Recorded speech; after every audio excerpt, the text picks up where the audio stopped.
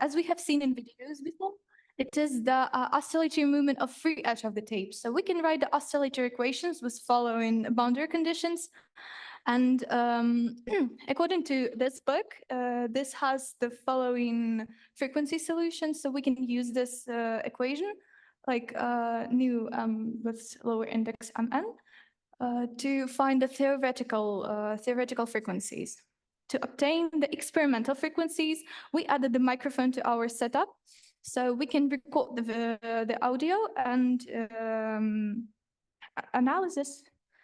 So this is the blue line represents the experimental dependence of frequency. Experimental dependence of amplitude of the frequency, and the colorful lines like red and green represent the theoretical modes of oscillations of the free edge of the tape. And here there are also gray lines like red modes. It is the oscillations like while we unroll the tape. So as we see, they correlate as well, and this can be considered as the confirm for our hypothesis that the oscillations really produce the sound in unrolling of adhesive tape. So let's move to the second question of our problem, and maximization and minimization of the sound. So minimization of the sound is quite more easy to be answered. As we have seen, we have the A regime. Okay, so as we have seen, we have a regime that produces probably no sound. So this can be considered to be the minimal noise. But about maximization, it's rather difficult because we have two regimes that produce the sound, and we have to decide which is more loud for us. So to answer this question, we have to vary some parameters to check which is louder, B or C. And the parameters in our system that can be varied is load, length, and the width of the tape. So let's start from the load. And we varied load applied on the edge of the tape in our previous on the previous set that you have seen in previous slides. Here on this graphs up, here you can see the highest relative amplitude depending on the load we have applied. So as we see here are the big deviation between the experimental data. So this means that we cannot probably define any dependence on it. So the loudness of the sound doesn't depend on load. Let's try to vary some length. Maybe you have seen the length regulators on the slide with the photo experimental setup. So here is it used.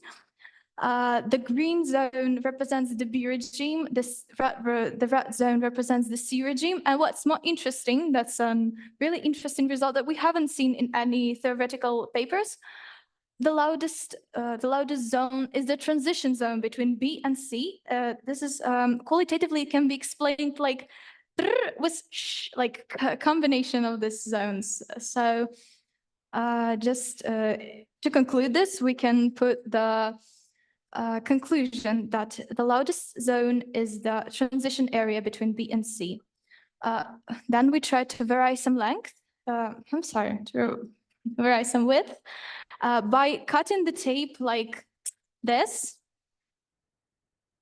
and in this plate. So as we can see, the wider tape is, the louder is sound. Oh, okay.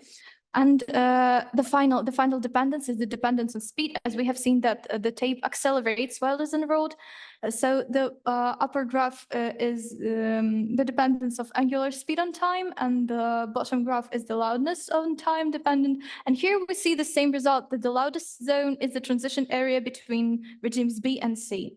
So to conclude, the nature of the sound is defined by oscillation equations, by oscillation movements of the tape while it is unrolled. And to minimize this noise, we have to provide the low speed of unrolling. And to maximize this noise, we have to find the transition area between B and C with a bigger width. That's all. Thank you for your attention. Thank you very much. Please give her a big round. You will be glad to answer. sorry, there are not going to be any questions. Unfortunately, we don't have time. Oh, So I'm going to thank you very much. Thank you. Oh, I forgot to introduce Mathieu, LOC president, Arnaud, last year's LOC president, and Kirlo are the three who are judging the presentations. There's going to be one best presentation from the conference, which will be awarded at the final ceremony. So thank you very much. Thank Please.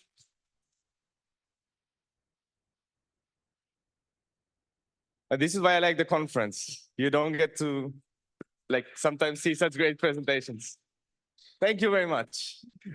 That was my 10 minutes. Okay, so up next we have the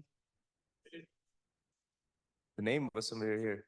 Eleni-Amaranta, and she's going to be presenting Egg Fight.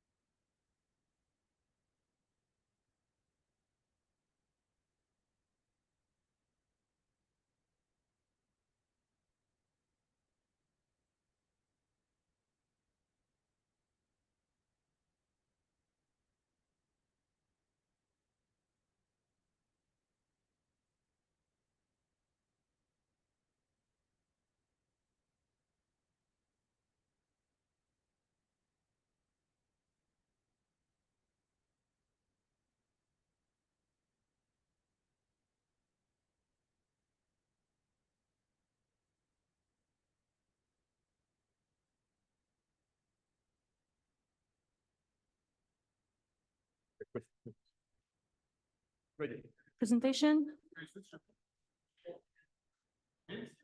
Okay.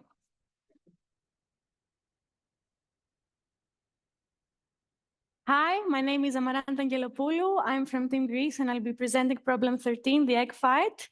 This is one of our most beloved Greek traditions. So egg tapping is a traditional game where two players hold a boiled egg and each player hits the other player's egg with their own and the cracked egg loses. So we had to devise a non-invasive technique to predict which egg will win the fight. So we evaluated our eggs by following 3 steps. First of all, we calculated the specific gravity of an egg, which is a property relative to the overall density of the egg that determines the size of the air chamber and the number of pores on the egg cell. Then we used resonant frequency analysis to detect any cracks on the egg cell surface and calculate the dynamical stiffness of the egg, and this was our non-invasive method. And after we conducted our fights, then we measured the thickness to correlate it with our other results. So our main focus in this presentation will be the resonant frequency analysis technique. We take advantage of the sound that the vibration of the egg makes when we excite it mechanically. We use vibration tests because eggs are considered to be non-homogeneous materials.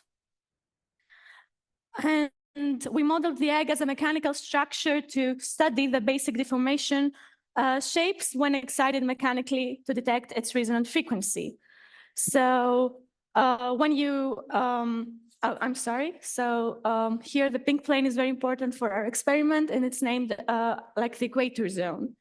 So when tapping the egg with a low weight hammer or a metallic rod, it will respond with a small vibrational movement that can be modeled at the first approximation as a linear undamped mass spring system. The parameter that is very important here is the dynamical stiffness of the egg, which is the elasticity parameter that describes to which extent the egg can deform before it cracks upon a dynamical loading.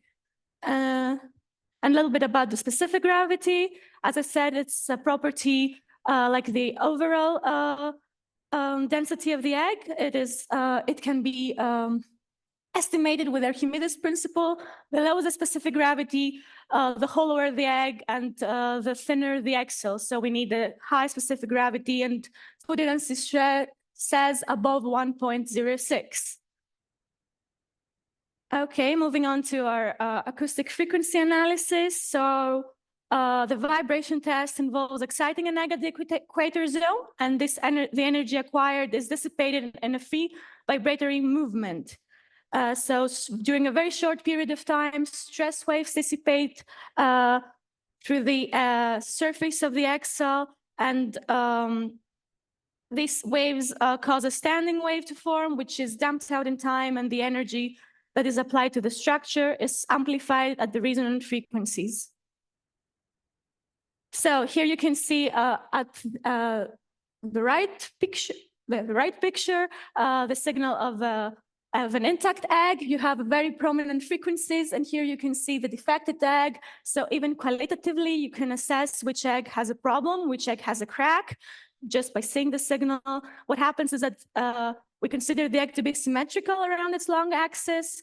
So if we have cracks, then the symmetry breaks and the sound emitted is more damped out in times, and we have lower amplitude at the frequencies. The signal is dispersed.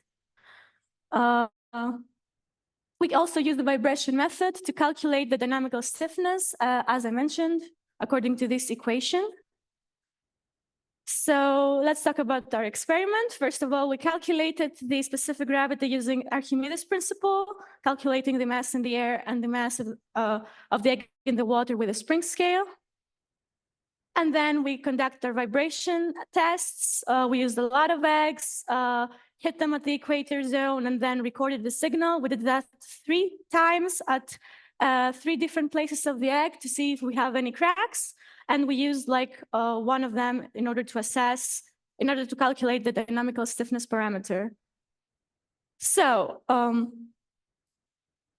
okay, so this is the signal of an intact egg.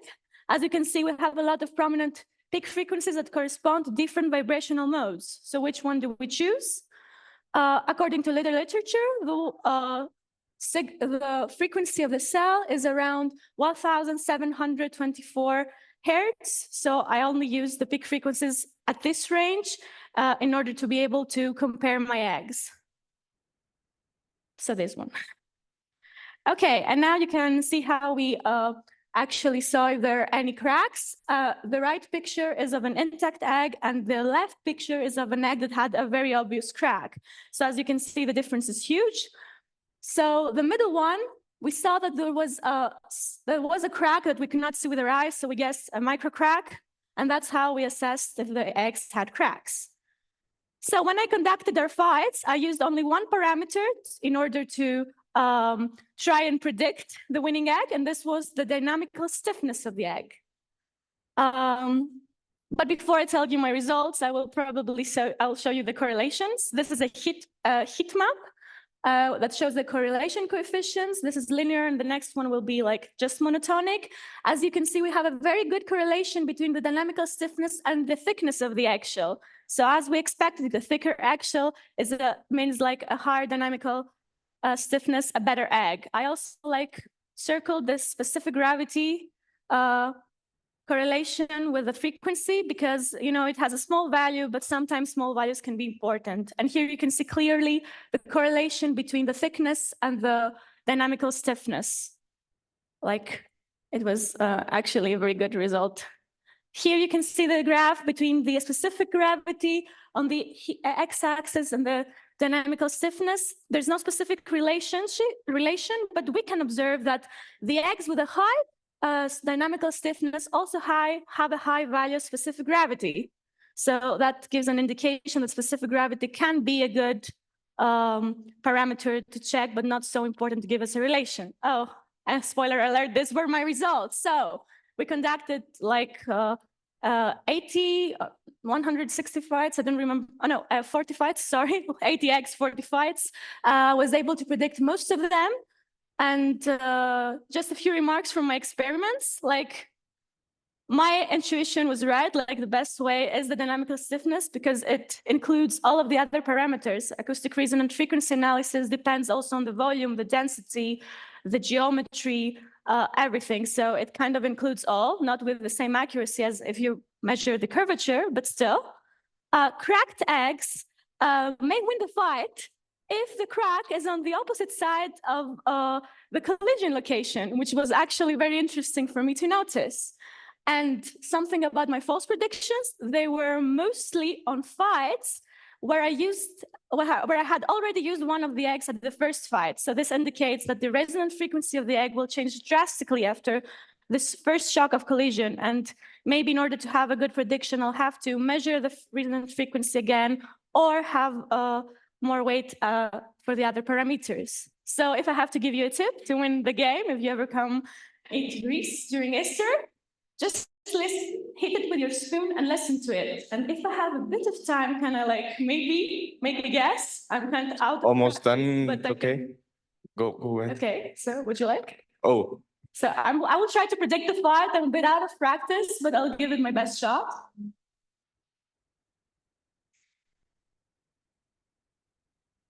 Oh, you can hear me from the microphone. Oh. Okay. Can you make a prediction, someone? Green? Okay, let's see then. How do I fight? Okay. Yes. Yeah. I just hold it or? Yes. Oh. Green indeed. What's that green? Thank you. Okay. Thank you very, very much for the amazing presentations. That's a lot of eggs. I hope you ate them all. Some of them, yes, some it up and they were like very bad. Okay. Thank you. And sorry, I'm gonna have to see because the next one I think is online. So Vinícius Passos, are you Hello, can you hear there? me? Yes, you are. Okay. Yeah. You can connect my laptop, I guess. How can I share my Just screen? wait a second, Vinícius. Okay. So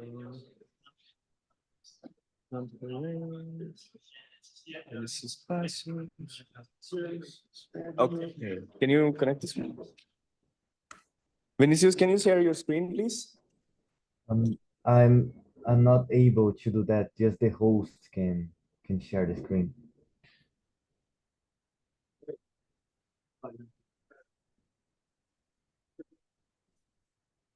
Yeah. Can you try sharing your screen, please? It says host disabled participant screen sharing. Audio here. Why do we have audio here? I'm not certain because my audio is not on probably.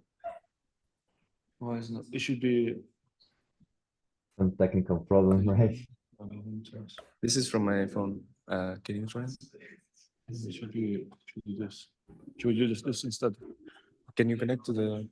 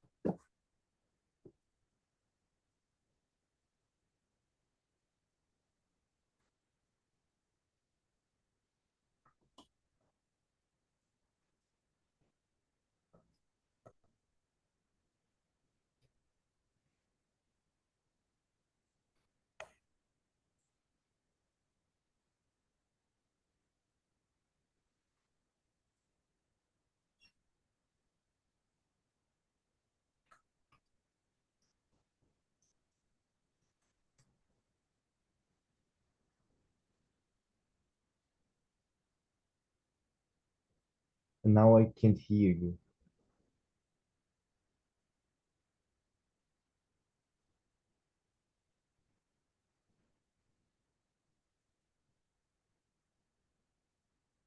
No, I can't hear you.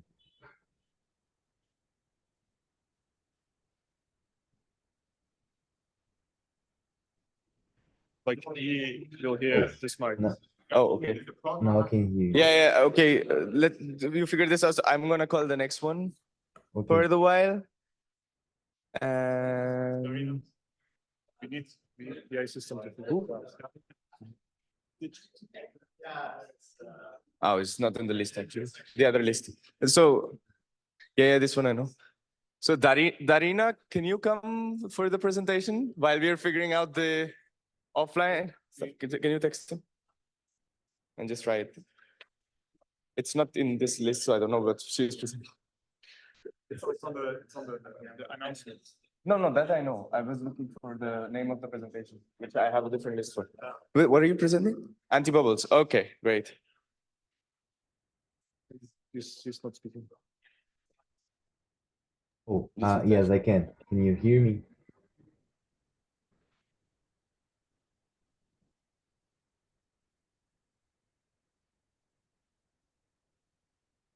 Can you hear me?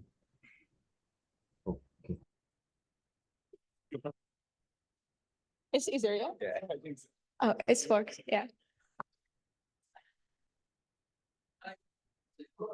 Okay, you ready?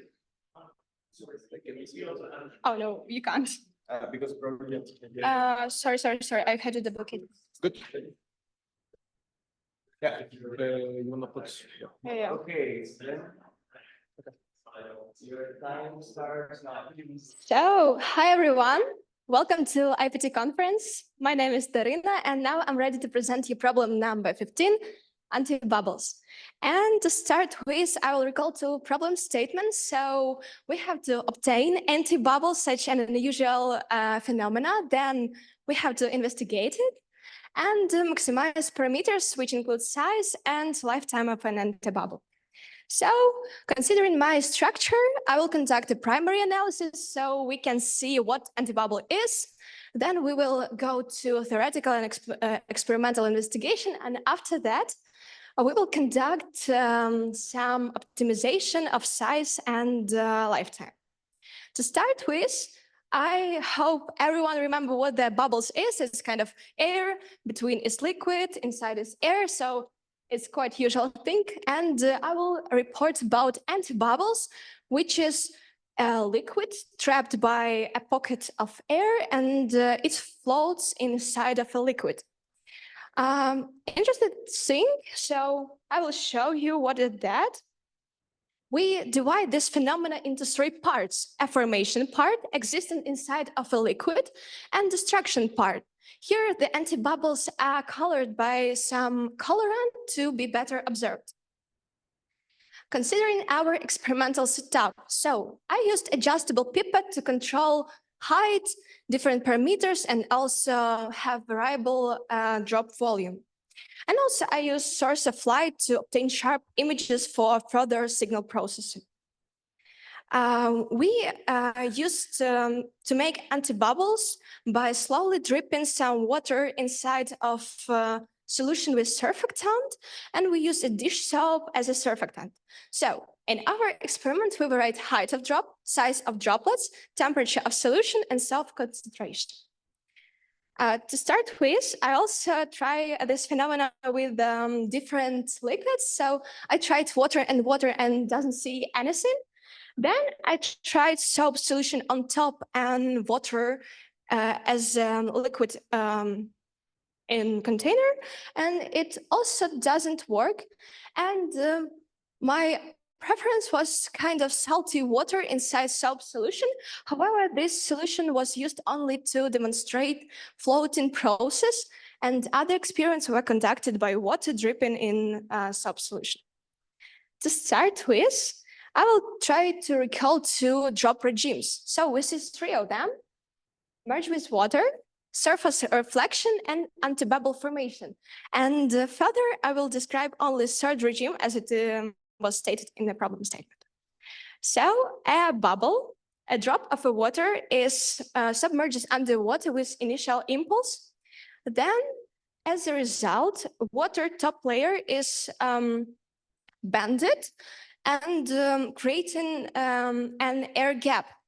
As this drop of water submerges underwater, the air gap is closing and creates an air pocket, and that is how an antibubble is formed. Then the thickness of an antibubble air layer starts to decrease due to evaporation and drainage, and after that, it destructs with the help of van der Waals forces. So we have estimated the thickness of an antibubble by using equality of Archimedes and drag force when the drop is floating inside the water with constant velocity. And also we estimated a lifespan of an antibubble, and for our bubbles is predicted to be 5 to 6 minutes. So then it will be kind of theory. So we have written Newton's second law for the drop when it submerges inside the water. And the problem is this force F. It's really difficult to find. So another slides will be dedicated to how to find this force. Also on the slide, you may observe the formation criteria, which is about the length of the submersion distance and also the thickness of air pocket. In another case, you may see a rebound, which was another regime in the middle of previous slides. So to find this force F, we need to find pressure distribution inside the air layer.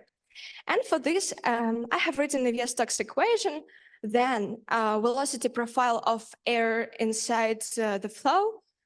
We have written also pressure distribution and continuity equation. And when we solve this system of equation numerically in Wolfram Mathematica, we obtain finally the force F, and that is how we can obtain the dependence of this psi, which represent the coordinate of submersion of this droplet. So you may see that it correlates with experimental values. And after that, here starts different experimental investigation. First of all, the formation of antibubbles inside the water is not observable for all heights. So we need to find an optimal height. As we see, we found some maxima, and this height was used to investigate for further investigation. After that, I will write the equation of motion of the antibubble inside the liquid. So this is second law of floating antibubble, and the main thing on the slide is lifetime of the antibubble. And here we start to investigate dependency on the time. First of all, we write temperature, because temperature is affected by affects surface tension, also drainage processes and evaporation. So here you can see that at particular temperature, we have a maximum lifetime. So it's supposed to be the best temperature to be investigated further. And then we have write our surface tension coefficient. As we see, here it is some plateau, some that we have constant, almost constant time of life of the antibubble. It can be described by a Marangoni effect that we have a saturation of the surface tension. And also I can point out that we reached some insignificant optimization of size by increasing the surface tension coefficient. However, it is really slow, and we really have small times in that. Then we will find the answer to main question of this problem, the dependence between time and radius. So as we see, if we increase radius, we will increase the lifetime of an antibubble. And it's true until some value, because I also create enormous antibubbles using a huge diameter of straw, and we see that our theory did not predict our experiment. Why it's happened? Because we have bigger shape, so the dust and other particles can interact with the bubble and cause this kind of destruction. So to conclude my report, I consider surface modulus, height of drop, and solution temperatures as key parameters that affect the formation process of an antibubble. And the antibubble lifetime is determined by gravitational thinning of the air film. And when the antibubble air film reaches critical thickness, it collapses due to van der Waals forces. And the last slide about some technical conclusions. So I obtained maximum radius of an antibubble, which was equals to 6.5 millimeters. And this antibubble lived not for so long, but as the long-lasting antibubbles was an antibubble which lived for more than 12 minutes. So now I had to thank you so much for attention. Hope you enjoy it. So thank you very much for an amazing presentation. We're gonna try really quickly to see if we can get the online stuff working. What's next?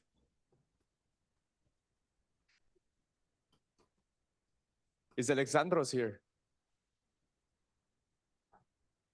Who is? Can you raise your hand? Who is Alexandros? Alexandros?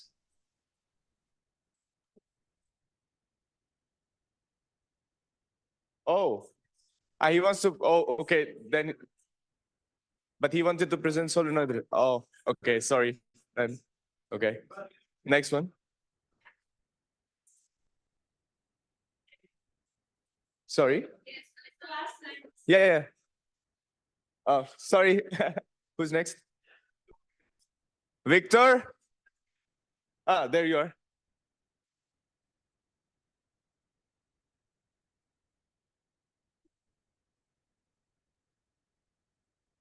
What are you presenting?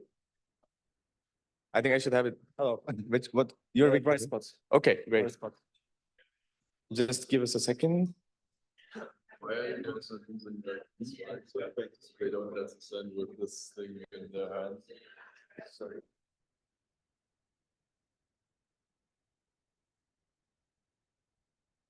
Hello, can you hear me? I'm speaking.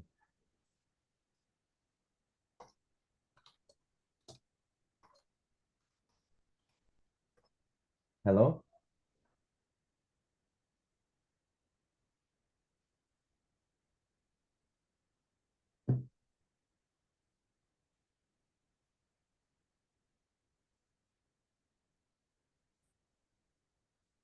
Hello? Hello, can you hear me?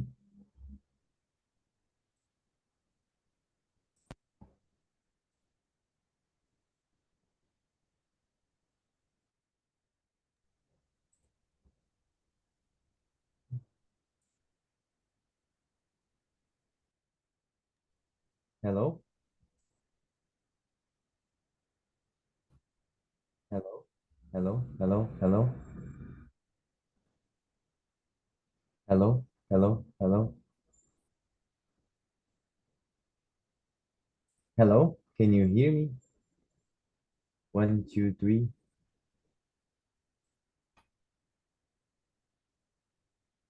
Can you hear me?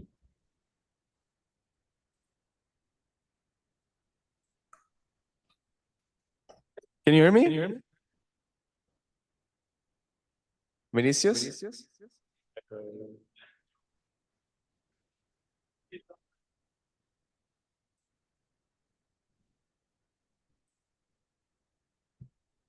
Can you hear me? Hello? Yeah. Okay, I just can't hear you.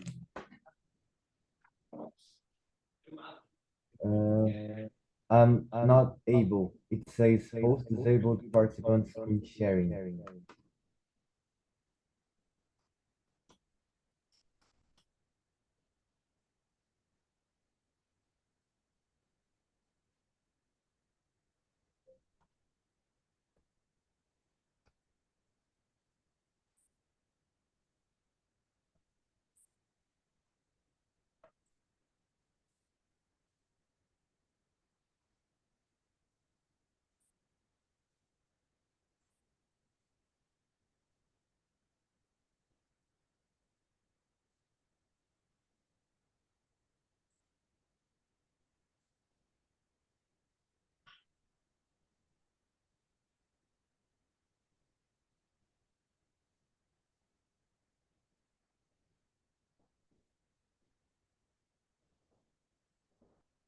Yeah, now I can.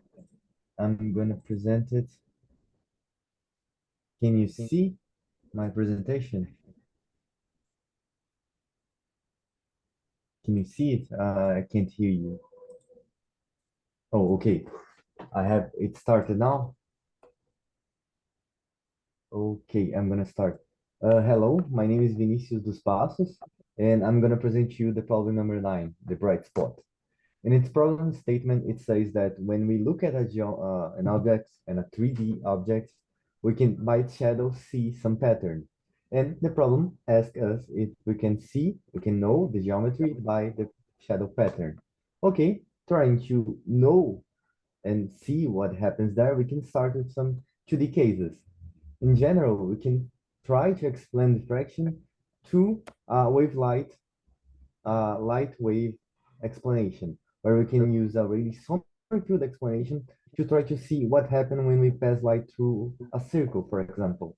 And when we pass at such thing, we can solve it and we can have that in its center region, we have upper view of a Bessel function. And it's really interesting, but for 3D object, it's a really difficult thing to do. So trying to see more, we can try to use another approach that would be a Fourier optics, where we can solve the wave equation and by it get a solution where we can say that when we have light coming in an object, we can represent the object through an A function that will be the Fourier transform of the object location. And by it, we can propagate the Fourier function now through space using this term, and then obtain a function forward, where we can take the inverse Fourier transform, and by taking the modulo squared of the function, we can see the intensity at a place. An example can be made with a circle where with a computer, we can put a matrix with zeros where light do not pass and ones where light pass, and draw a circle and make this whole process, enabling us to have an image like this, where we can see a bright spot and see what we have around it. But it did not answer the question. For 3D objects, what can we do? So for such problem, what we can do is make the same process multiple times. Instead of having only one mask, we can have, for example, 2, where we propagate the pattern to another mask and then propagate it forward, obtaining a new intensity that we can see. And here is an example where we can see that we have a difference when we have 1 or 2 disks, only 1 propagation or 2, meaning that we have a great difference at the center of it, showing us that we can indeed see some things. And trying to model it, we can see what happens when we put the masks and see objects. For an example, we can use a sphere where we can put masks like this, where we increase its radius as it passes, and we can make some simulations for different radius. And by looking at the center row, we can try to analyze how intensity changes as its radius changes. Here we have those plots of intensity through the distances, and looking at the center, we can see some great differences. Here we have some parameters that we can analyze. The first one is that we can see that as we decrease the radius, we increase the spot radius, the width of it, and we can see also that the distance and the wavelength of light that's going also modifies it. And for instance, we can think of the formulation that we have for a circle, a 2D circle, and we can see that we can indeed try to model the radius by its width. And showing us that for a sphere we can see some things. But for other geometries, like a cylinder, we can see here how a cylinder would be, being z, the axis of propagation of light. And through looking at it, we can see that as we rotate it, what we see is different from just one circle. It has multiple things. And in instance, we can see, for example, in some angles, 2 circles. And knowing that, we can think that there might be something happening. Especially if we look at the z-axis, we can see that it will always have an axis and a face hitting the light, where we can see a circle. Trying to model it, we can start thinking that, what if we have a spot in this area? And what if we have another spot in the other side? We might have 2 spots. And by trying to measure the difference distance between this spot, we can try to model what happens. And here is a mathematical method trying to show it geometrically how the distance would be. And here is a small video trying to show you just by using circles that decrease its radius, how we can, for example, simulate a cylinder rotating. And by using our Fourier optics, we can try to model this rotation by using some half circle and some squares to make light do not pass. And with that, we can see how light varies as we rotate the cylinder. But with this, we can see that for a cylinder and a sphere, we can indeed see some factors, which would be for a cylinder, its length and radius, and for a sphere, its radius.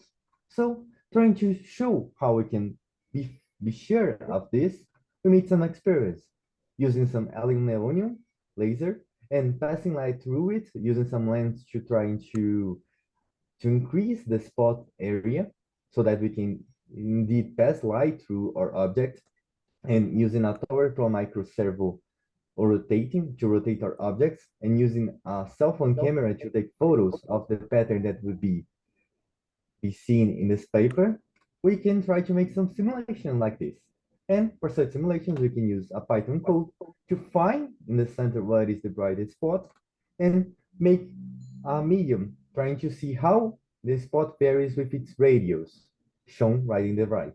So for the first question, we can try to see if our model for a cylinder indeed is correct.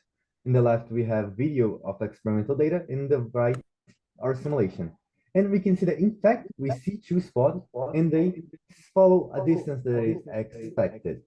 And trying to show it quantitative, we make a graph where we show the distance between the spots and how much we rotated the cylinder, and trying to use the equation that we model for this movement, we can now know how to calculate the A coefficient and B and try to give some explanation to them.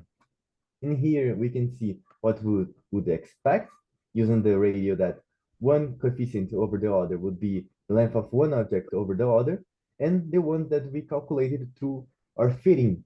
And we can see that our model indeed is coherent with what we see. And more than that, for a sphere, we made some example at a fixed distance where we vary its radius, and looking at the center spot, we can measure its width and try to show in a graph where we have here the width of it and here the one over radius of the sphere. We can see that it follows almost a line, allowing us to see that what we expected to happen is happening, but we can say for sure because we have just some data. So to conclude, we can say that we can indeed know some geometry information using the shadow. For a cylinder, we can know its length by the distance between the spots as we rotated. We can also know its radius. We analyze other coefficients in our equation.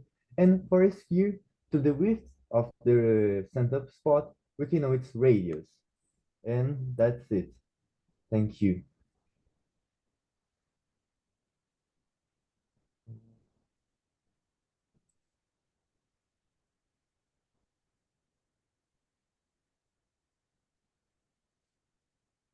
So, okay.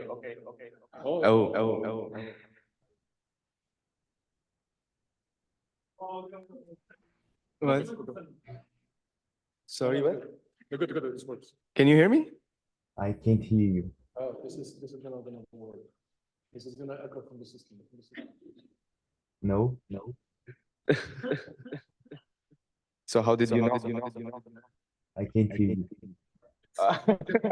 Okay, you can. Oh boy. Thank you very much for your presentation.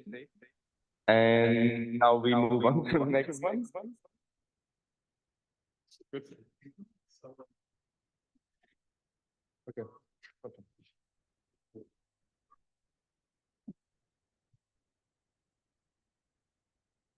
So you have a C.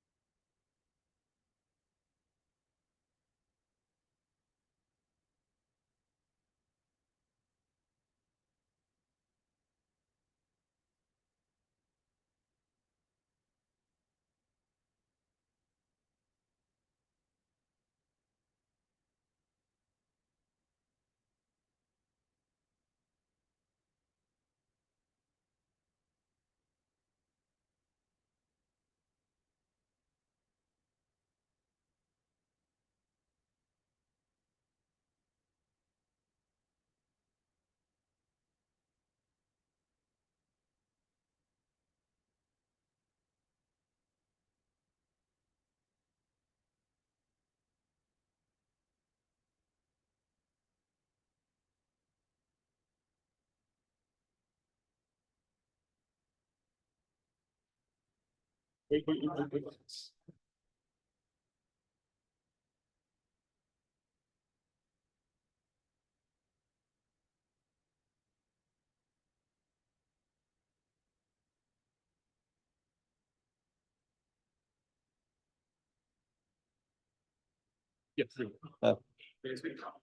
Yeah, I can speak.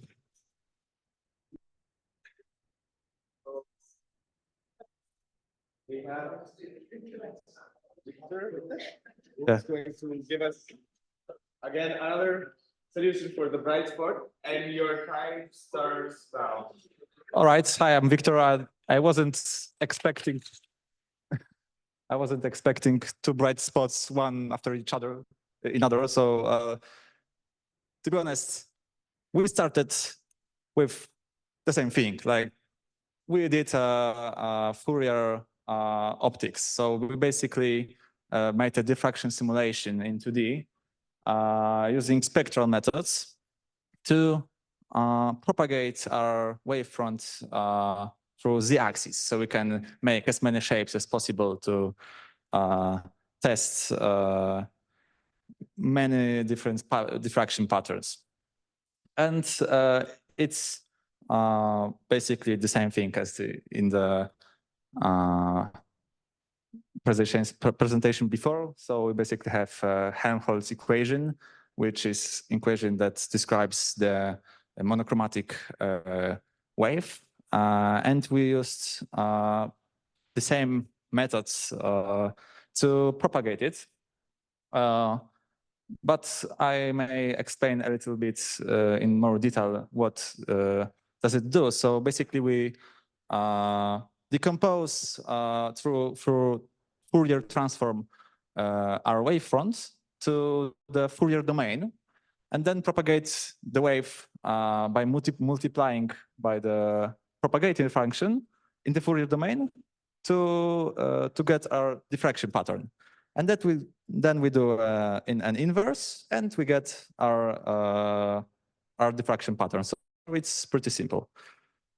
Here's one of our simulations. So we managed to make a bright spot, and then we proceeded in making an experiments for that, so that we can compare our simulation and experiments. So here's our setup. We used pigtailed diodes, laser diodes, to make a pretty symmetric Gaussian beam that we collimated with focusing lens and then just casted a shadow on the screen. So here's our setup. We had to find the longest, darkest corridor at our faculty to do that experiment, because we didn't manage to use as many lenses as we tried to, and we just had to have a really long corridor because these diffraction patterns occur at big distances. Yeah. Then we just had a camera and just basically take pictures of the diffraction patterns. So those are one of our experimental results. And here's a comparison.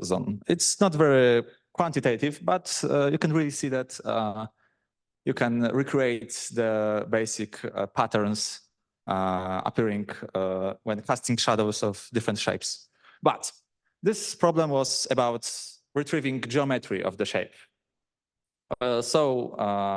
As you may see on this IPT competition, we were one could ask, why don't we just use our simulation to do a backwards propagation and retrieve the shape that casted the shadow? But there is one flaw in that, because when we do a measurement, we basically lose an information about the wavefront. So we measure only intensities of light, and we lose its phases. So we don't know which directions the light was going and every different point. So we can't do in principle, backwards propagation with our simulation. But as you may notice, many teams were doing that. We used a Gershberg-Saxon phase retrieval algorithm that basically just starts with a random guess. We don't know the phases of our wavefront, so we just guess once or like put arbitrary phases and do a backwards propagation. So we obtain some image in the plane of the object, and we have some restrictions to our data at that plane. So basically, we know that we casted the shadow using laser light. So laser light is coherent, so all the phases of the light are basically zero. So that's that's one information that we have about our solution. We know that it starts with phases zero. So we just put the phases zero in the object's plane and then do forward propagation and obtain another image. But also we have another information. We have our image that we measured. So we can set the intensities of light to be the same as our original image and have the phases obtained by the simulation. And we can do that back and forth propagation many times and hope that we may obtain the original image. So let's see how that works. Here's on the left the working algorithm. So basically, that is the process of that backward and forward propagation. You can see the zither goes up and down, and we can see how the image really focuses at the right distance. And you don't even need to know the distance between the object and the plane that we measure diffraction pattern, because you want to use that algorithm at many different distances, right? So you can just check it, just scan z-axis to see when you will have a pure image. So that's a simulation, but we do that in an experiment, and it worked pretty well, in my opinion. So here's the object casting the shadow, and here's our results. And I have a little game for you. So here's a diffraction pattern. Can you see it? Oh, all right. So I'll just show you. Here's the retrieval. I hope you can see what's that. And that was even harder retrieval because we used foil instead of 3D printed objects to cast the shadow. So there was many noise in that image, but the retrieval managed to find that. And to be honest, it doesn't retrieve the whole geometry of the object, because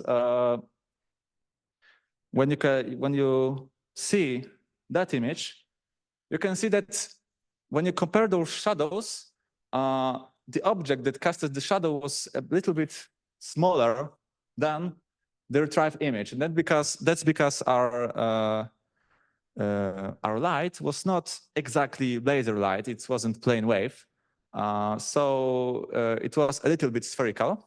But nonetheless, you can find the shape of the object, not maybe not its size. It's very hard to have such a good light source. All right. All right. So that's like the last two slides. What about the geometry of the object? So you can recreate the circular shadow by basically rotating the ellipse so that it casts circular shadow. And one may ask if the Arago spot also is present there. So we also did that, and we saw that it really recreates the Arago spot. Yeah, so 2 presentations about Arago spots, but I hope it was something new for you.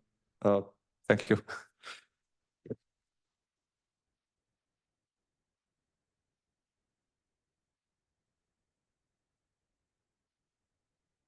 Okay, thank you very much for that amazing presentation. Now we have William Castillo. Is William here?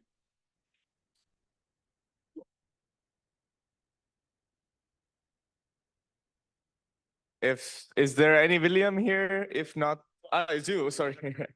All right, so you're gonna present PVC cement droplets. Okay, great, go ahead.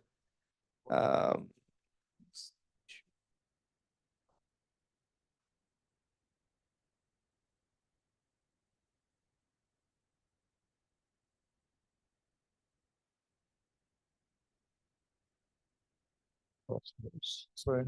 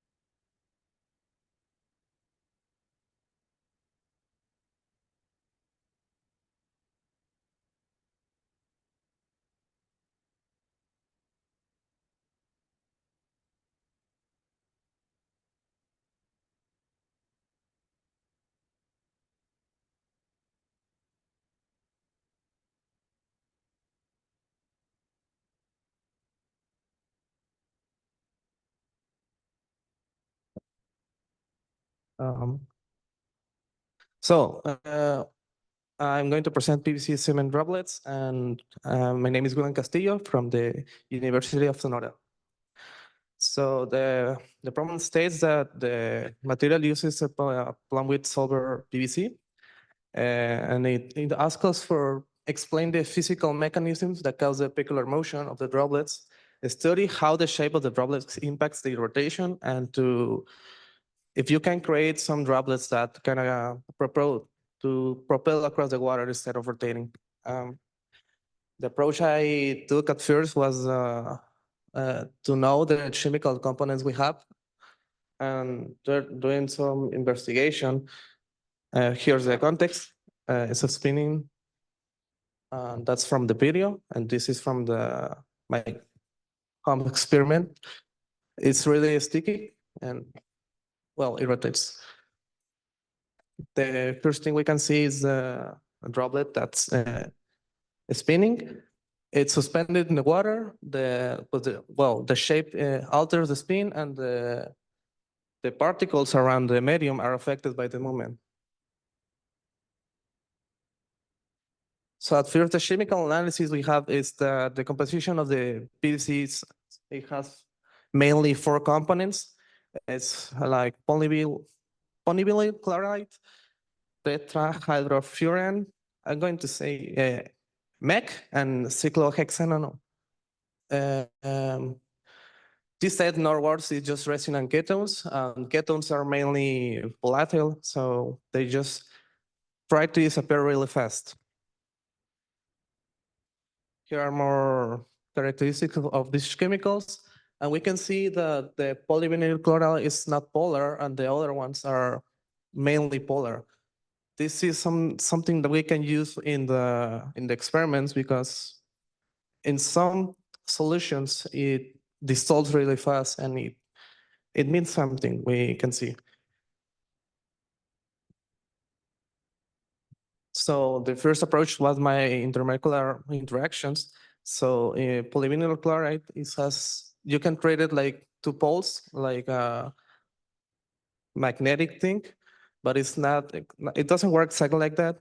And you can see water acts more like a whole thing with the negative thing to the other place and positive on the other. So when you combine this, it should cause an interactions with the polyvinyl chloride, trying to do some movements, but in a macroscopic scale, this doesn't really work because there's a lot of particles and each other cancels with each other. Well, if you try like doing this with more particles, or you can't call it like water, it's just the same phenomenon. It doesn't do anything really.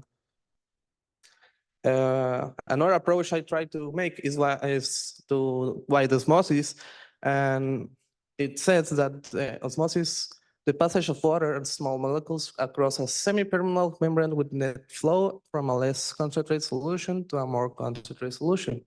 But in this case, this doesn't work because it has to pass water from a solution to another one, but it doesn't really work. Water just needs to cross from side to side, and it doesn't do it. It just crosses around, making any effect.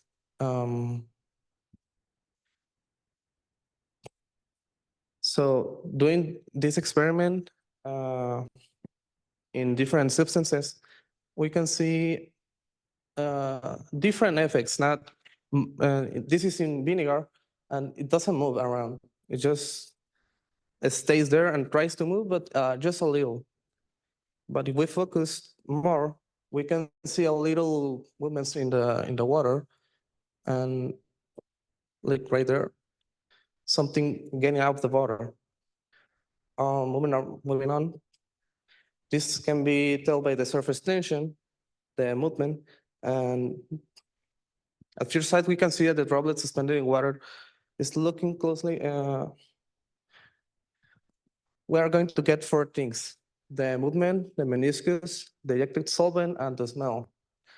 The movement of the water will be caused by the accumulation of solvent between the PVC and the tension and the surface tension. So it will mean the eject solvent will be related directly. Well, this will be what is happening in like close up. The evaporating solvent of the surface is getting evaporated more fast than the one that is in touch with the surface of the water. When it's the one that is in touch with the water is trying to get out too, and it can't because of the surface. But this causes some pressure between the surface tension and the other particles that are accumulated there, and it caused I think a little explosion there.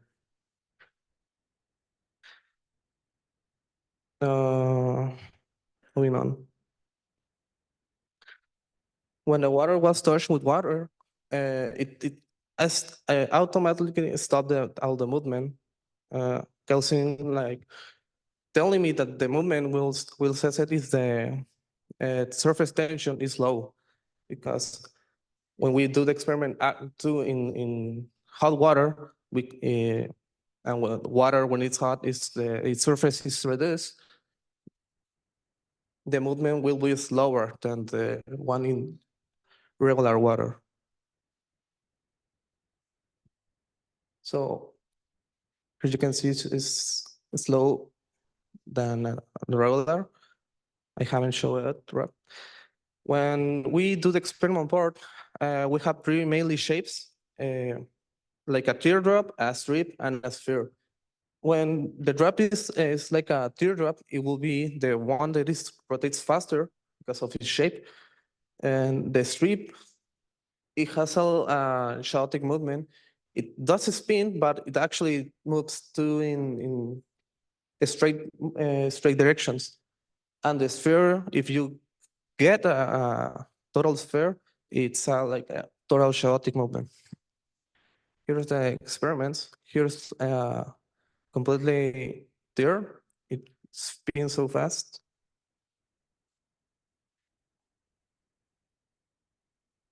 And here's the other one.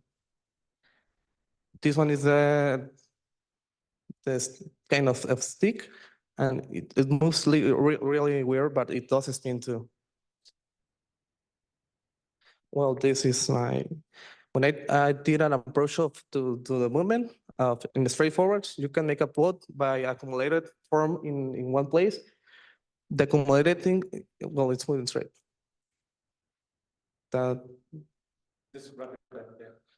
Yeah. The movement. The movement is by the more accumulated thing. that is the conclusion. Thank you so much.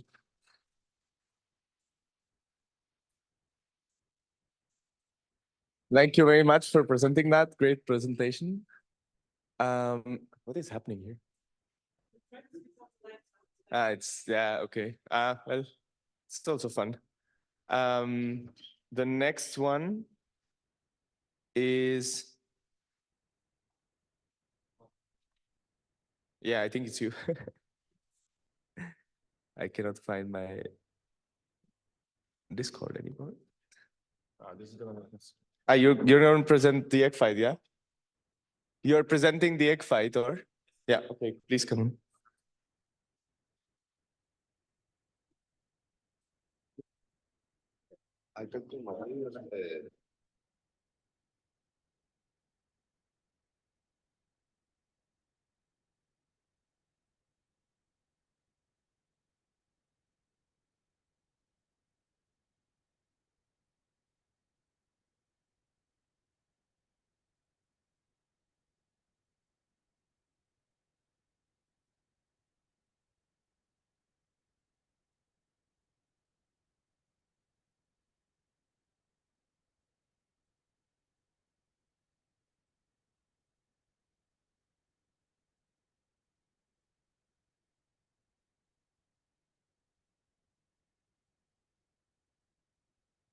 Good work.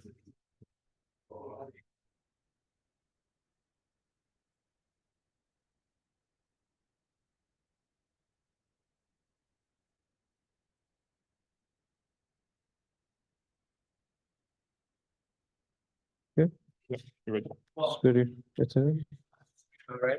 1, 2, Yeah, 2. works. Okay. Also introduce yourself, and then I will let you know when you start. Okay. 8 minutes, yeah? 8 minutes. Yeah, 8 minutes. I will tell you when, but you can see the clock here, okay? A minute. All right. You can introduce yourself. Yeah.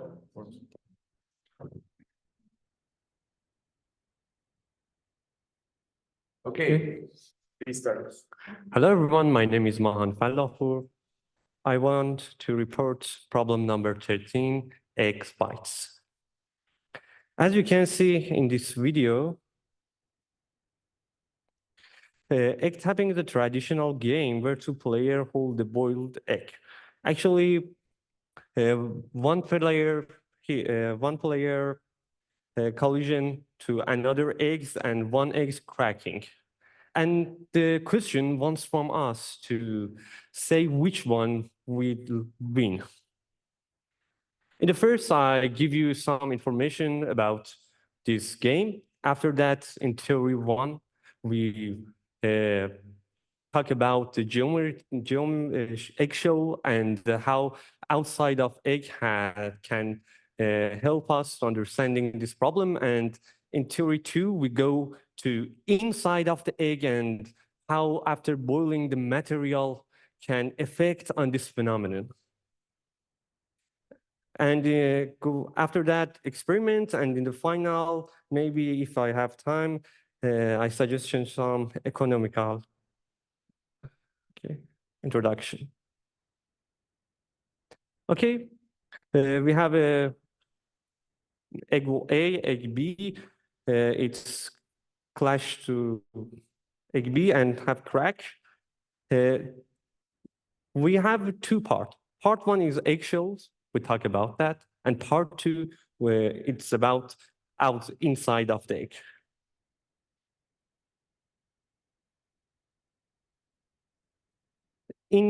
Inside of the egg, we have a yolk and we have a white part, albuminum. Talk about eggshell. Actually, the different eggs maybe have a different eggshell. And as you can see, maybe in this way and in this way. For example, we have two eggs. And when we have two eggs, we can suggest that two different radius. And the geometrical stiffness, when the radius is increased, it's decreased and have an inverse, reverse relationship with each other. Coming to see what happened outside of the egg. 31, surface physics.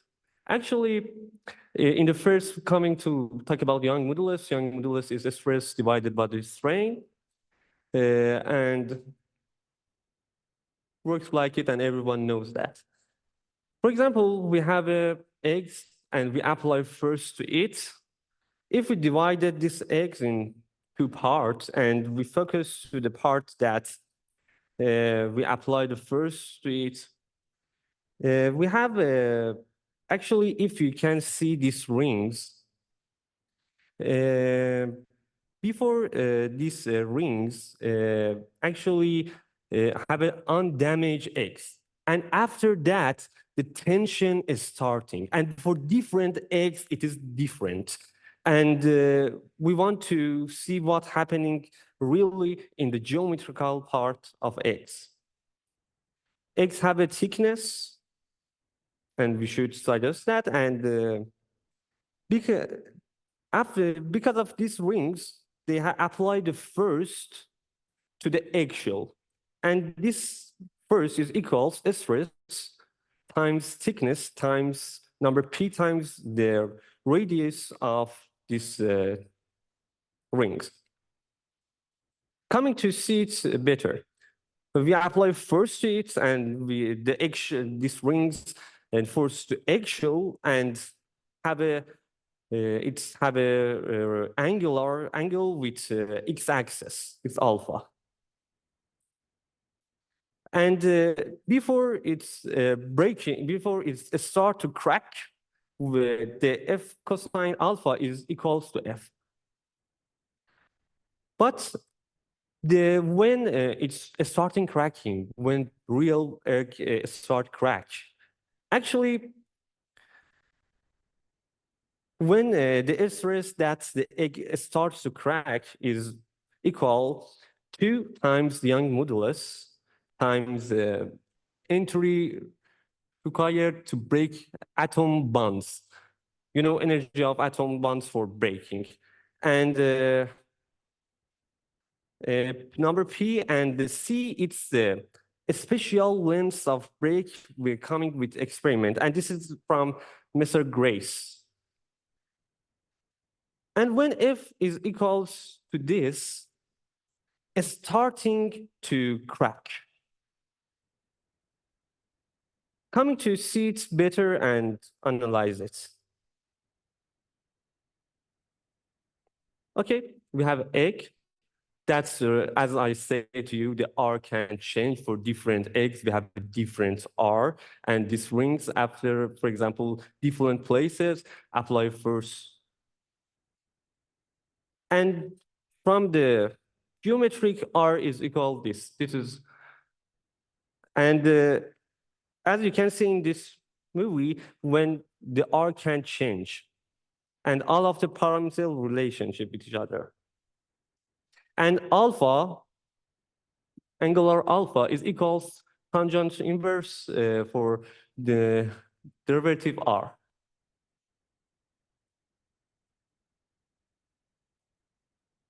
And the f is big. If f equals that, and relationship with thickness, Young modulus, and theta, and when actually two eggs collapse to each other, the same force to each other. What happened? One of them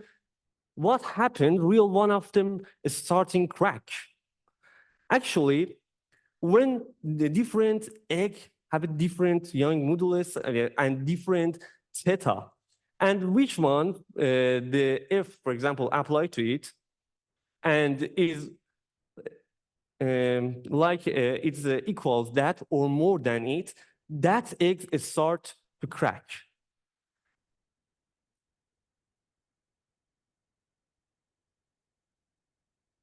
Coming to theory 2, and I really love it. Actually, what happened after boiling, and it's so important, and we should talk about it. We have an egg. It has an elasticity property, even the white of the white part of this have an elasticity property, and it is so important. The yellow part of yolk has a dashboot, works like a dashboot. We can model it like a dashboot. For example, the white part of it, as I say, have elasticity, and the yellow part of it, we can give it like a dashboot. And if we model it, the white part and yellow part, we can model it like this. And it's when you boil the egg, viscosity is increasing. And now I want to see how can it help to us. Actually, when we solve it, we can find the stress in time, and equals with Young modulus, viscosity, and the strain. And if we apply the constant stress to it, we can find the strain from this equation. And this equation gives us what? That is the real important question. Actually, when you get a number and write this table, you can see in time t the strain increasing after time. And it means works this elasticity and this dashboot like an anti-shock. And it's so important, and many of researchers don't care of to this part. Okay, we have two eggs. One of them, the yellow part is near than the point we want to apply force, and one of them is the distance is more than, and it's far. Our theories say to us that, for example, this is far, the elasticity is more, and this is have a yellow part in that point. We have elasticity and dashboot, and the two anti-shock. Because of that, our theories say to us possibility of breaking A is more than B, and maybe B will be win. And coming to experiments and see. Your time is already gone. Oh, So could you wrap up? Oh, okay. Okay. We have experiment setup. We have a surface, and take it with bubble, for anti-shock, and we have a egg tray with play dolls for keep it, as you can see in this picture, and we have a clip. you know, and the egg, we keep an egg like that, and you can see in this. And as you can see, we can do it. Okay, the velocity is, you know, for every egg is constant when. Okay, we're fast. Okay, okay, okay, okay. For the boiled egg, we have a three step. Actually, we Bible the egg for macro. Okay, we have three. Wait, one of them is the widest section is up. The sharpest section is one. It's up, and wide section another one horizontally, and another one wide section is up. And in this three way, you can boil the egg. And the yolk go up or go down. And we want to see in experiment. Can you go to the conclusion, please? Okay. Because you're already spoken for like 12 or 13 minutes. And Oh. Okay. Yeah. Okay, in our experiment, we see that all of the egg yolk coming up and... sorry, I have to stop you here, unfortunately, because we don't have time. Okay, can I go 8 talk minutes, but it's 13 already. So I am going to have to tell you to stop, unfortunately. Thank you very much for your presentation.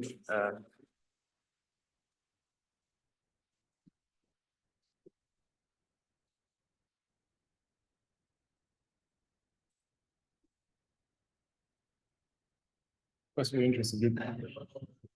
Yes. Okay, okay, you're done.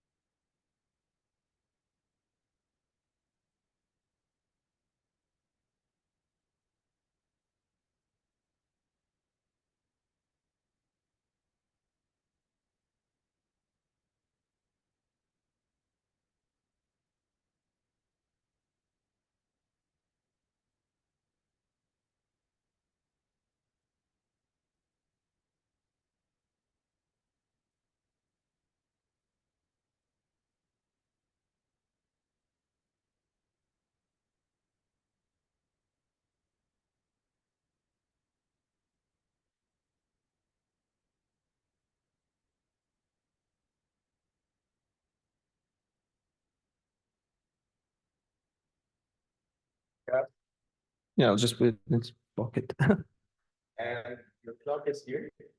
This time I'm really going to stop you. Okay, okay. And please start. Okay, hello everyone. I'm Luka from Team Croatia, and I'll be presenting our problem for the our solution for the peculiar echo problem.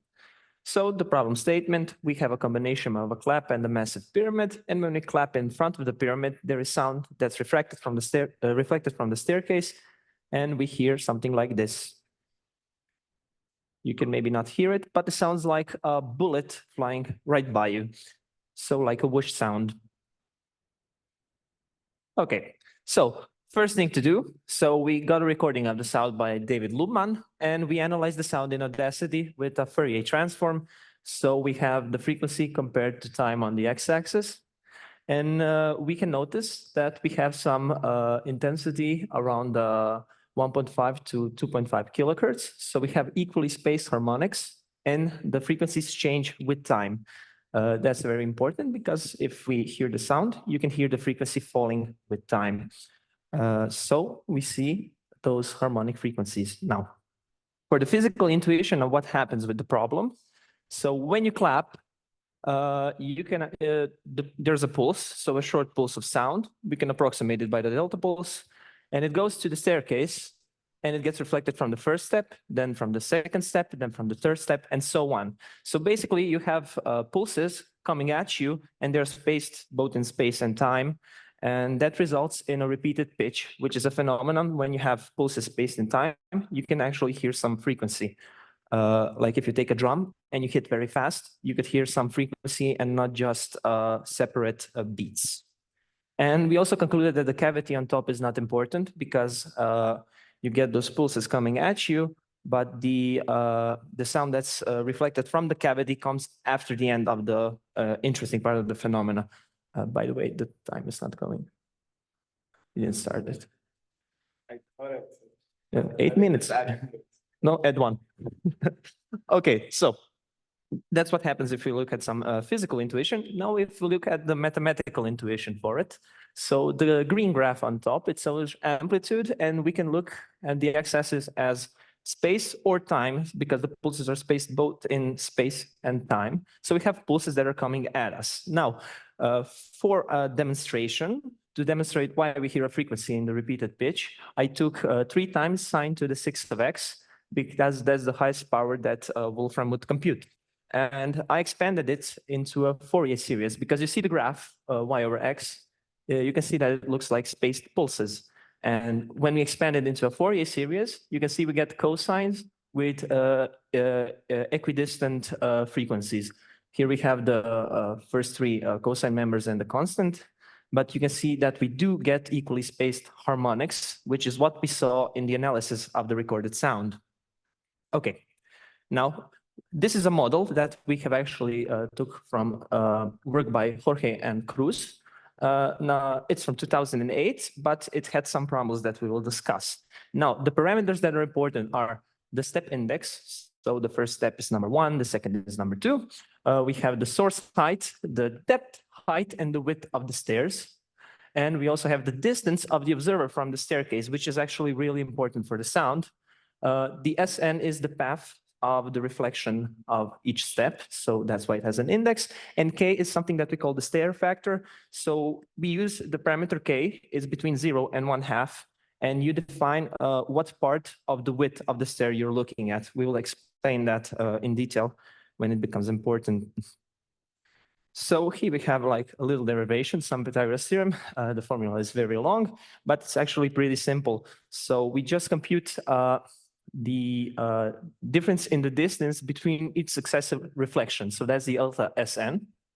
And then we can get, with the speed of the sound, the time difference between them. So the time relay between each successive pulse, and that corresponds to the frequency of the repeated pitch. And then we can calculate the frequency as the inverse, and we get a pretty simple but long formula that actually works. Now, from the formula, we can see that it has some relevant parameters. Now, the first is the number of steps, and this is the most logical one. If you have 3 steps, you aren't going to hear much. If you have 200 steps, the sound is going to last for very long because you have 200 reflections. The distance from the bottom of the staircase is important because, as we discussed, there is a change in frequency, which means that necessarily there must be a change in the distance in both space and time between the subsequent reflected pulses. And what does this mean? If you stand right at the beginning of the staircase, the distance between every reflection is going to be the same. It's always the same distance. But if you stand, say, 10 meters from the staircase, you will have a difference between each successive reflection, and then you will have a glide, a fall of the pitch with time. The height of the source is also important because the distance changes between the steps that are lower than you and that are higher than you. The step dimensions are, of course, important, and the incident sound type, which we will discuss later. Now, this is again for the intuition, for the to help us with why the distance from the steps is important. So if we stand at 0 meters, so at the start of the steps, you can see that we have a big change. So the step number means the reflection from each step. So step 1, 2, 3, 4 to 80. And the change of S, it should just be the change of S, not the increase. But what does it say? It says like that. So if you're standing near it, there is almost no change. You have a rapid change at the start and then nothing changes. So you just hear a normal echo, which isn't the gliding pitch sound that we want. If you're standing at 100 meters, you can see that you always have some kind of change in the distance, which is important to hear the pitch glide. Now we can also extrapolate some necessary conditions. So it obviously has to be a staircase-like periodic surface because that's what we're examining. Distance should be higher than 0 if we want to change in the frequency. And to recreate the chirp effect, it should be a pulse sound, so a short pulse. Now, the length of that pulse should be at least smaller than 2 times the distance from the stairs divided by the speed of sound. And that's because if the pulse is longer, then you're going to have interference, which is going to mess with what you hear. And of course, you need reasonable step proportions. So one limit would be steps that are at a great angle. So they are not very deep, but they are very tall. So you wouldn't hear much because the frequencies would be too high and the sound would be too short. And another one is if the stairs are very deep but not very high, you also wouldn't hear much. There wouldn't be much of a reflection, and because the surface is too small, and also the sound would deteriorate very fast. Okay, so these are our first results. So this is an actual recording from the El Castillo pyramid, the one that I showed at the beginning by David Lubman. And here we put on top of it just the theoretical prediction from the formula that we showed earlier.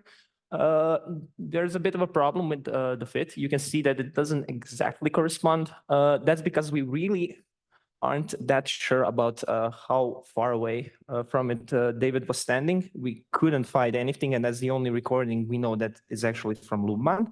But that's why we made our own experiments to confirm that this is actually a good theory. Now, for our experimental setup, we used the concrete staircase at our chemistry department. Here you have some dimensions. It's not really that important. We use the different distances.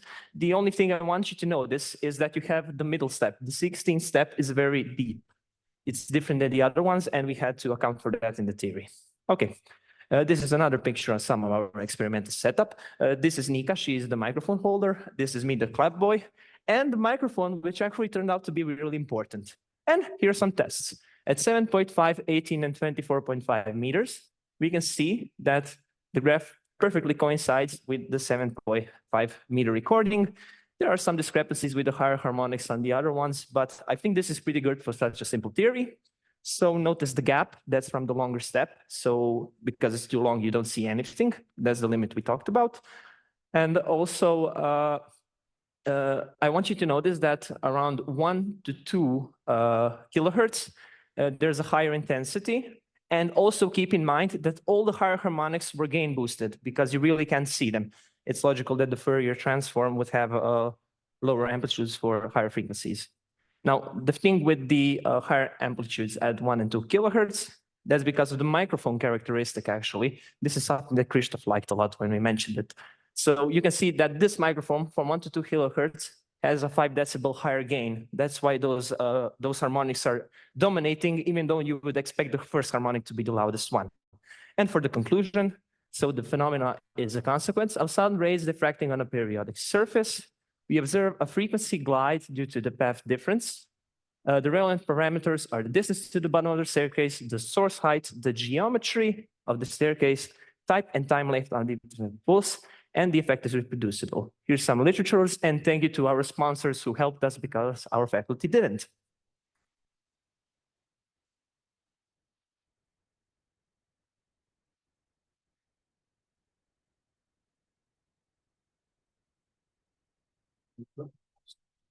Sorry, it's a bit longer, but don't worry. You were like half a minute more. That's okay. Yeah, there should be one more person. There you are. 1 or 2. I lost my list. Is there anyone else after her who registered? No, right? You want to show me that? You know which presentation I want to see. I've been trying to tell you to show it for 2 years, but if everyone convinces him, he will show you a presentation from 2019 from the conference.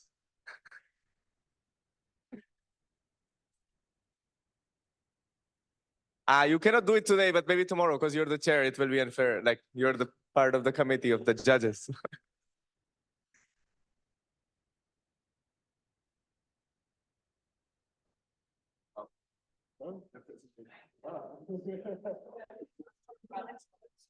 Okay, so we have the last presentation, which is also on anti-bubbles. So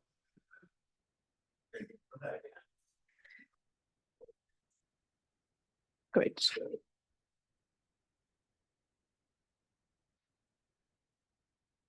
Yes. Oh. Okay. Yeah. Hi, I'm Mali. I'm from the Danish team, and I'm here to present our solution on anti-bubbles. So in this problem, we are asked to drop a droplet of regular water onto a container of liquid with decreased surface tensions very slowly. We're then asked to investigate the problem. Specifically, we focus on size and lifetime, whether they are related, and in order to maximize them. Now, when creating a regular anti-bubble, we found that you had to use a jet of liquid. However, the problem statement very clearly says very slowly when we should drop them. Actually, also anti-bubbles is in quotation marks in the problem statement. And we therefore found that, well, when you drop the water onto the surface slowly, you get surface anti-bubbles. So this is the phenomenon that we have investigated within the scope of this problem. So I'll now present our preliminary investigations into surface anti-bubbles. First, a little bit of theory. We have soap, which has one end that's very hydrophobic and one end that's hydrophilic. Water is a very polar molecule due to the difference in electronegativity. Therefore, when you mix them together in a solution, you'll end up with a hydrophobic surface, as the hydrophobic ends of the soap tries to get away from the water, essentially. When we then drip water onto the surface, we have an air cushion effect where the droplet ends up on top of this surface. One factor in this is that, well, we put soap into the water, so we wanted to test the effect of soap by varying the concentration of soap in our solution. We put food coloring in our water to more clearly see our anti-bubbles. And here we actually, there's a little trend towards a slightly longer lifetime when we have more soap in. However, when we had that much soap in, which is 75% ridiculous amount, we had to put a lot of this water with food coloring in before we even got anti-bubbles. So this concentration is not accurate. On the other end, we have 0% soap. That's just water. And yes, we were actually able to create surface anti-bubbles with just water and water. That also happens in the sink. And here we found there was a big difference whether or not there was food coloring in our water. To be said, the lifetime is found by analyzing video, where the frame rate was 0.03 seconds per frame. So the bottom dots there, those are anti-bubbles where we could only see them for one frame. So that's a significant difference. And the reason for this difference is actually the polarity. So there is a slight, we found some sources that said there is a slight preferential orientation of water molecules at the surface of water, leading to a slight field in that interface. Adding to this, that the food coloring we used was also polar in order to be able to be mixed together with water. This might increase this effect, which could be why we see this prolonged lifetime when we have food coloring in our water. Now, the problem statement specifically asks us to maximize the size and lifetime. So we need to find ways to have different sizes and lifetimes. Different sizes we could get by using different pipettes. Also, sometimes if you made the jet a little bit soft, we were able to deposit more liquid onto the surface at the time. Also, as you can see here in the middle, well, when we put a lot of liquid onto the surface at the same time, the bubble starts merging and we can get like a big anti-bubble in the middle. Also here over in the end, we have just that by putting oil onto the surface, thereby replacing air at the interface, we could more lower the liquid onto being able to create larger bubbles again. For lifetimes, here again, where we create multiple bubbles after each other, there is continuously vibrations of the surface, and bubbles live much longer. And also over here with the oil, when replacing air with oil at the interface, we also have a longer lifetime. First, returning to the variation of size, we tried depositing water onto the surface using different pipettes.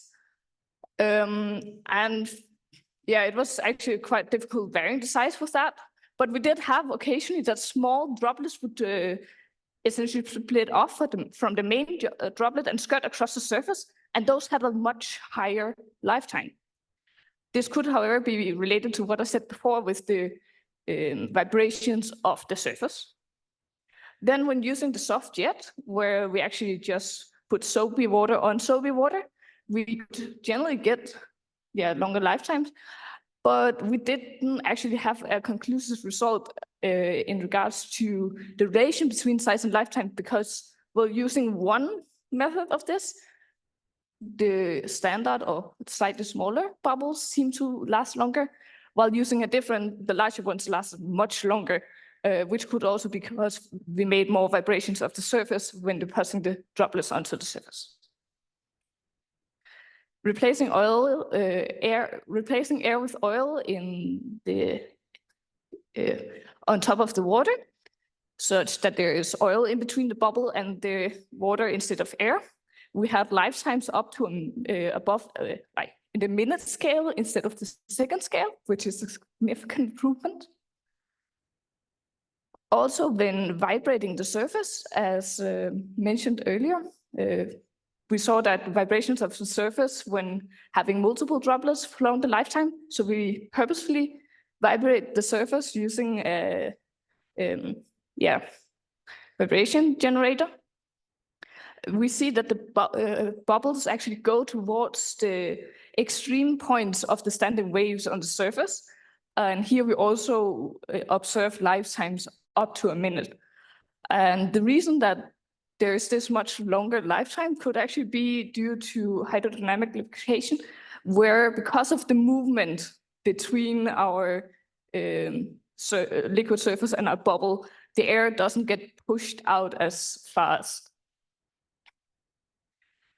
So yeah, in conclusion, we have found that possible explanations for this effect could be a combination of air cushioning and this slight electric field caused by the polarity of water.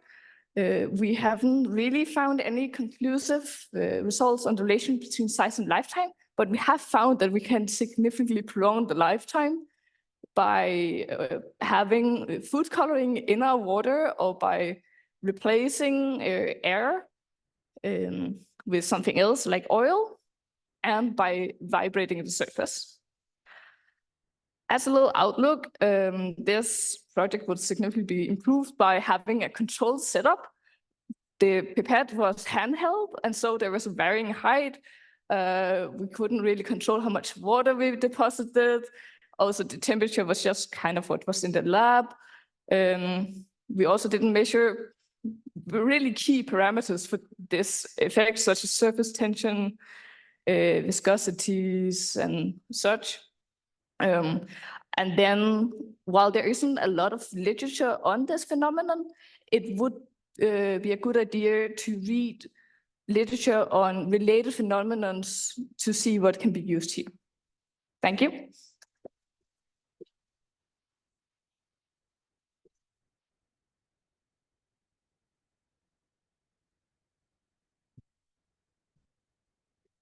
Thank you.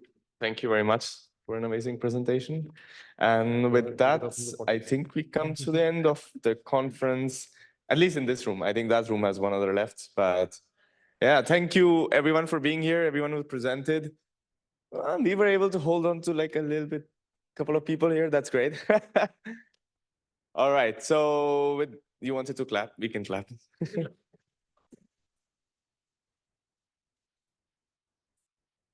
Okay, yeah, so what's the plan now? Go home?